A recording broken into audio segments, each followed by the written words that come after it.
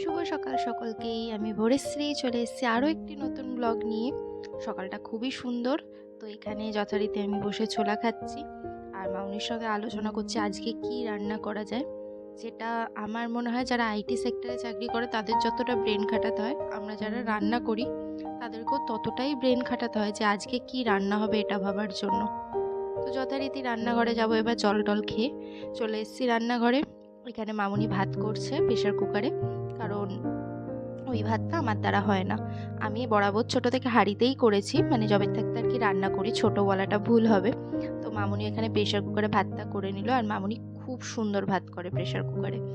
তো করে নেওয়ার পর আমি ওদিকে করছি পুঁই শাক রান্না। ট্রাই করছি যাতে বিয়েবাড়ির মতো একটু হয়, যদিও সবাই বিভিন্ন মানুষ বিভিন্ন রকমভাবে করে। তো আমি আমার মতো করে করছি, যেটা শিখেছি আমি সবার থেকে, যে একটু পেঁয়াজ আর রসুন ফোড়ন দিয়ে। তো এখানে আমি একটু পাঁচ ফোড়নও দিয়ে দিলাম, আর তারপর অ্যাড করছি গুড়। চিনিটা যেহেতু আমরা কম খাই, তো আমরা গুড়টাই বেশি ইউজ করি। এখানে গুড়টা অ্যাড করছি, কারণ পুঁই শাক জিনিসটা এমনই না, ঝাল নুন মিষ্টি সব কিছু সমান না হলে যেন মনে হয় ঠিক জমলো না। তো সেই জন্য আর এখানে গল্প করছি। যদিও যা গরম পড়েছে এখন রান্না করতেই ইচ্ছা করছে না, কিন্তু যথারীতি কোনো উপায় নেই, রান্না তো করতেই হবে। কারণ রান্না না করলে খাবো কি, আর না খেলে বাঁচতেও পারবো না। তো সেই জন্য রান্নাটা করাই হচ্ছে। তো এখানে মোটামুটি আমার পুঁই শাক কমপ্লিট, আমি নামিয়ে নিয়েছি। নিয়ে এখানে মামুনির সঙ্গে অন্য কিছু বিষয়ে গল্প করছিলাম, ঠিক মনে পড়ছে না এখন কী নিয়ে গল্প করছিলাম। তো এখানে কড়াইতে তেল দিয়ে দিলাম, এবার রান্না করব ডিম। তো আজকে ভেবেই নিয়েছি খুব পাতলা করে ডিমের ঝোল করব, কারণ এই গরমে যদি আমায় শুধু জল খেয়ে থাকতে বলে তাহলেই ভালো হয়। কিন্তু আমি জল খেয়ে থাকবো বলে তো আর সবাই জল খেয়ে থাকবে সেটা হয় না। তো রান্না তো করতেই হবে।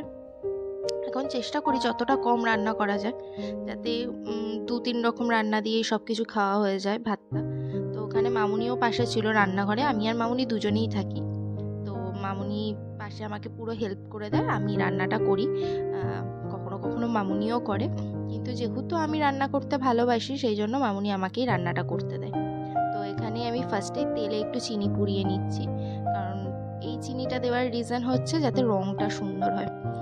তো অনেকেই জানেন, আবার অনেকেই জানেন না যে তেলে খুব চিনিটা পুড়িয়ে নিলে খাবারের রঙটা খুব সুন্দর হয়। তো যারা জানেন তারা তো খুব ভালো, আর যারা জানেন না এবার থেকে একবার পুড়িয়ে দেখবেন, খুব সুন্দর একটা রঙ আসবে। তো এখানে দেখতেই পাচ্ছেন আমি পেঁয়াজটা দেওয়ার সঙ্গে সঙ্গে অলরেডি রঙটা কত ভালো। এখানে আমি কোনো মশলা অ্যাড করিনি। তো এবার আমি মশলাপাতি অ্যাড করব। আর রেগুলার যা মশলা থাকে ওই দিয়েই রান্না করছি পাতলা করে, আর খুব মনের সুখে গল্প করছি। যা গরমের দাবদাহটা বেড়েছে, মানে সত্যি আর নেওয়া যাচ্ছে না। আমরা রান্নাঘরে মোটামুটি প্রায় সেদ্ধ হয়ে যাচ্ছে বললেই ভালো হয়। তো সেই সেদ্ধ হতে হতে রান্নাটাও করছি। আর আমি ভাবি খালি যে এই গরমে যারা বাইরে বেরোয়, অবশ্যই সবাই সবার বাড়ির থেকেই কেউ না কেউ বেরোয়, যেমন আমাদের মুখার্জি বাবু বেরোয়, তেমন সবার বাড়ি থেকে কেউ না কেউ বেরোয়। তারা কি করে থাকে এই গরমে, কিন্তু কিছু করার নেই, সুতরাং বেরোতেই হবে, সবারই কাজ নিজস্ব। তো আমি এখানে রান্নাটা প্রায় কষে টষে নিয়ে কমপ্লিটের দিকে। তো এবার শুধু জলটা অ্যাড করবো, অ্যাড করে ফুটে গেলে নামিয়ে নেবো। তো মনের সুখে গল্প করছি, দেখুন কি হেসে হেসে, আদৌ কিন্তু হাসি পাচ্ছে না, যা গরম হাসি। যাই হোক, তবু হাসতেই হবে। তো হাসতে হাসতে রান্নাটা প্রায় হয়ে গেল গল্প করতে করতে। এবার রান্নার তরকারিটা নামিয়ে নিয়ে আমি চলে যাবো চা খেতে, কারণ আমার আবার সব কাজকর্ম না মিটিয়ে চা না খেলে হয় না। তো মিটিয়ে নিয়েই চা খেতে বসি, কারণ চাটা একটু নিশ্চিন্তে শান্তি মনে খাওয়াটাই ভালো। তো ওখানে চা খাচ্ছি, আর বাবা আর মামুনি দুজনেই আছে, দুজনের সঙ্গেই গল্প করছি। করতে করতে আজকের ব্লগটা আমি এখানেই শেষ করব। তো আশা করছি ভালো লাগছে।